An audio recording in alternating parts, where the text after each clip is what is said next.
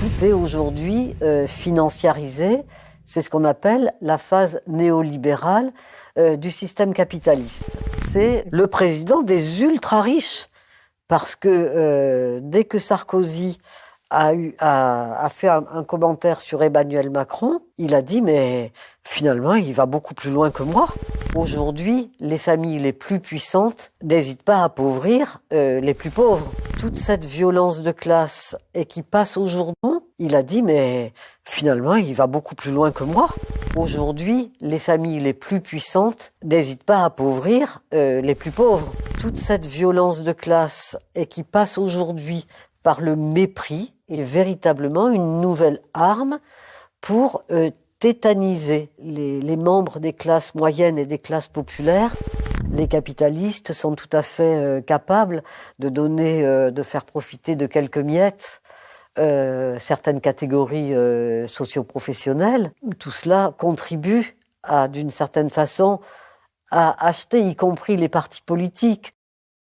Le pouvoir d'achat recule, certaines terres agricoles s'épuisent, les pollutions touchent les sols et les rivières, et les inquiétudes grandissent autour de la qualité de l'alimentation ainsi que de ses conséquences sur la santé publique. Dans le même temps, les débats sur l'euthanasie, les politiques sanitaires ou encore les tensions internationales alimentent un climat d'incertitude durable.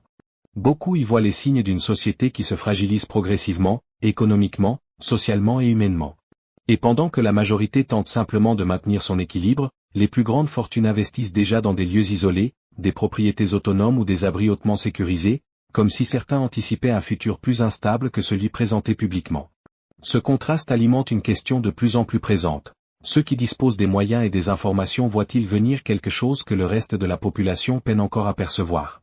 Avec le dérèglement climatique, effectivement, ils poursuivent et ils anticipent la catastrophe à venir en se protégeant à l'avance dans des endroits sécurisés. Tu as donné l'exemple de la Nouvelle-Zélande, effectivement, mais là, la Nouvelle-Zélande, il y a eu tellement de riches qui ont acheté des terres et qui s'y sont installés que la première ministre de la Nouvelle-Zélande, elle a été obligée de faire passer une loi comme quoi, désormais, on ne pouvait plus rien vendre en Nouvelle-Zélande à des étrangers. Ils achètent beaucoup en Patagonie chilienne. Alors Mark Zuckerberg, lui, c'est pas loin de la Nouvelle-Zélande, c'est à Hawaï, c'est juste un tout petit peu au-dessus dans l'océan. Et donc lui, il a acheté l'île, il a expulsé les quelques familles, c'était pas très nombreuses, des quelques familles autochtones, et puis il s'est fait construire une ferme bio garantissant la nourriture pour sa famille sur 7 générations.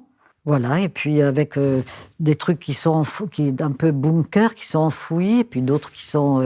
ils naviguent à vue, ils construisent des choses qui leur permettent déjà d'être bien aujourd'hui et d'être en sécurité demain. Donc, quand les gens avec le bon sens populaire me disent, chaque fois qu'on parle de ce sujet, mais Monique, mais enfin, tu te rends pas compte, on est tous sur le même bateau. Donc, ils périront avec nous. Non, on n'est pas... déjà, sur le Titanic, ils étaient au-dessus, et puis les pauvres gens étaient en bas, et c'est les pauvres gens qui sont morts massivement. Mais là, ils anticipent, et pour moi, sociologue, c'est assez intéressant d'analyser ça, parce que on a beaucoup travaillé sur la notion d'immortalité symbolique avec les familles auprès desquelles on était, parce que ça nous est apparu une originalité tout à fait intéressante par rapport au milieu moyen d'où je venais et Michel populaire. C'est que ces familles inscrivent leur passage éphémère sur Terre, les individus de ces familles inscrivent leur passage éphémère sur la Terre dans la lignée, dans tous les quartiers de noblesse et de bourgeoisie antérieure et dans tous ceux qui vont advenir, puisque la richesse se transmet de génération en génération et que c'est vraiment une condition pour rester dans cette classe du Gotha.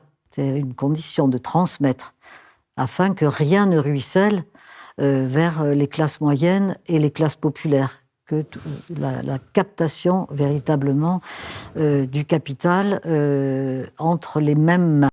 Comment les riches saccagent la planète ?